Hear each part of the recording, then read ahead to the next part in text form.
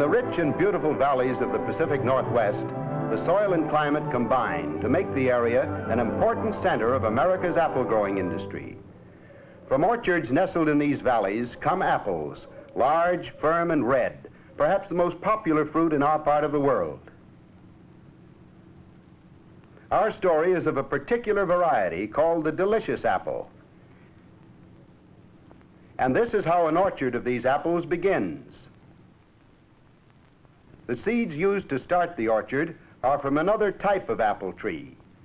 They are planted because they produce stronger, hardier roots than delicious seeds produce.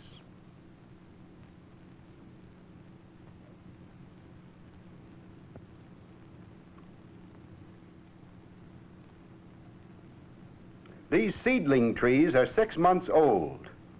Loosening the soil helps the roots grow big and healthy. The trees in this group are grown only for their buds, which will be grafted into the hardy young trees with the strong, healthy roots.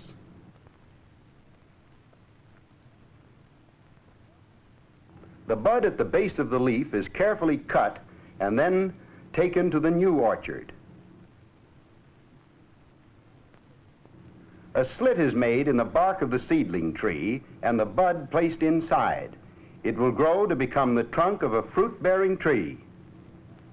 This rubber band holds the bud and the bark firmly in place, so the slit will heal and the bud begin to grow.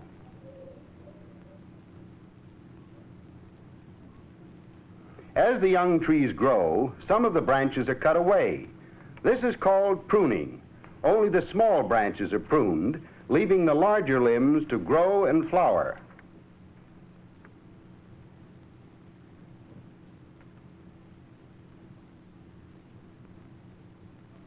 This is a dry region, so the orchards must be irrigated with water pumped from nearby wells and rivers.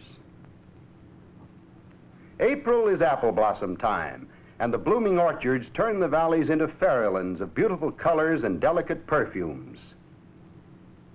Blossoms in the spring are a sign of apples in the fall. When there are plenty of blossoms, apple growers expect a large crop. Here is one of the apple grower's best friends, a ladybug. She eats small, leaf-destroying insects called aphids. Another friend of the fruit farmer is the bee. As the bees travel from blossom to blossom looking for sweet, they carry pollen which fertilizes the trees. That's why thousands of beehives are brought into the orchards every spring.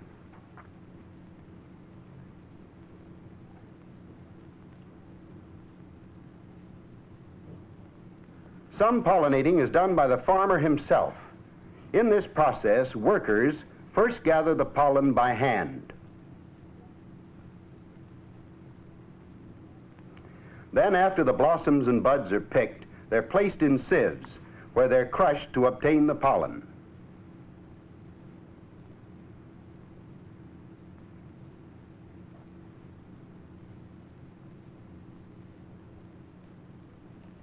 The girls are paid by the amount of pollen they gather, so it is carefully measured.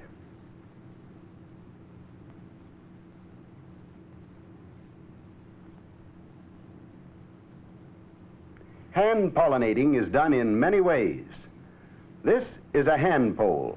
The atomizer is filled with pollen and then sprayed out the nozzle of the pole on the blossom. Here's another method. This girl touches the blossoms with a small brush dipped in the pollen she carries in her pocket.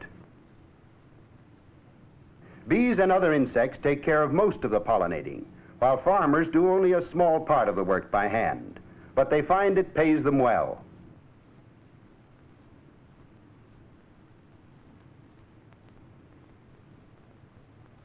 By midsummer, the apples are half grown, and it's time to thin them. This way, the growers get larger, better quality apples at harvest time. Thinned apples aren't wasted. They're gathered for feed or left to rot and enrich the soil.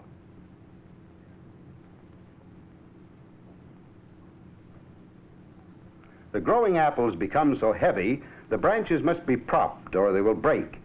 Special poles are used to brace the limbs. The props will be left in place until the apples are picked.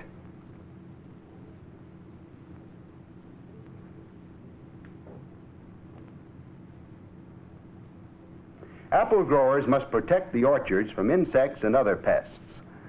Scientists have developed many sprays and dusts which kill insects, strengthen tree branches, and protect the fruit. Here's one of the newest and most spectacular methods of dusting. This helicopter, with its hoppers full of insecticide, can dust many acres in a matter of minutes.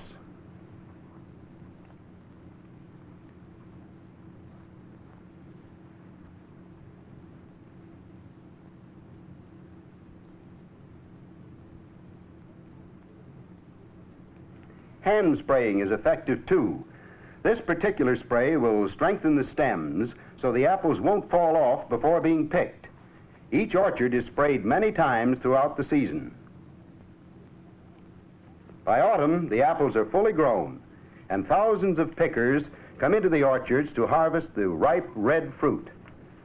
Pickers gather the apples just as they mature, so when the fruit reaches the grocer's shelves, it's sweet, good, and ready to eat.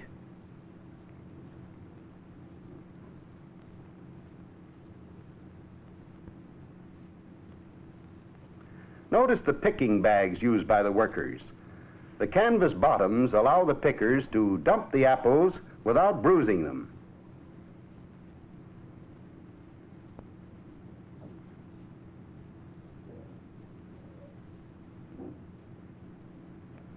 All the apples in one section of the orchard are loaded from one central point. The boxes are only partially filled, so they can be stacked without injuring the top layer of fruit. Special trucks carry the apples to the packing house. Built low and close to the ground, the trucks travel under the branches without injuring the trees. They carry nearly 300 boxes of apples at a time.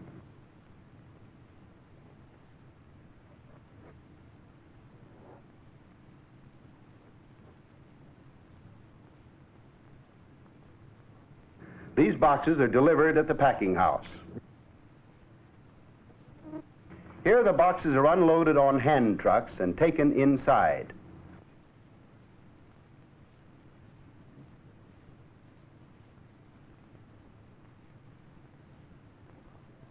Now the apples are poured out on a conveyor belt.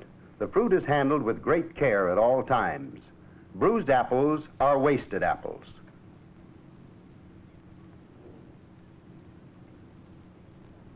Before they can be packed, the apples have to be washed.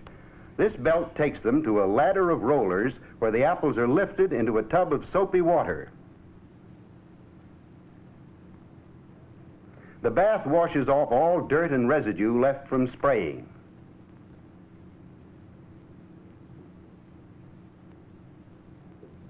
After the bath, the clean, shiny apples are brought up a step ladder, which carries them to sorting tables. These girls sort the apples to make sure no bruised or rotten fruit is packed. Constant care is taken to preserve the quality of the apple shipments.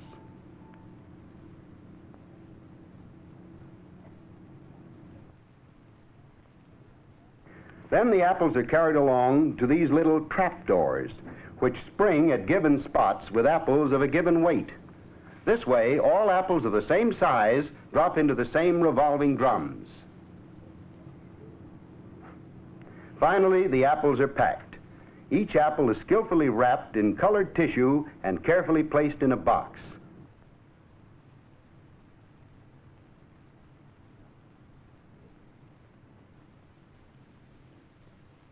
Then the filled boxes move on conveyor rollers to the nailing machine. As the boxes pass through the machine, tops are dropped into place and automatically nailed on.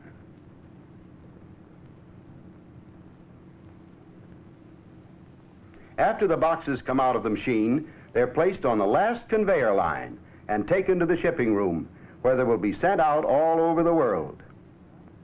Ripe, red, wholesome. Here's the full-grown apple, a product of the planters, the pickers, and the packers of America's apple industry.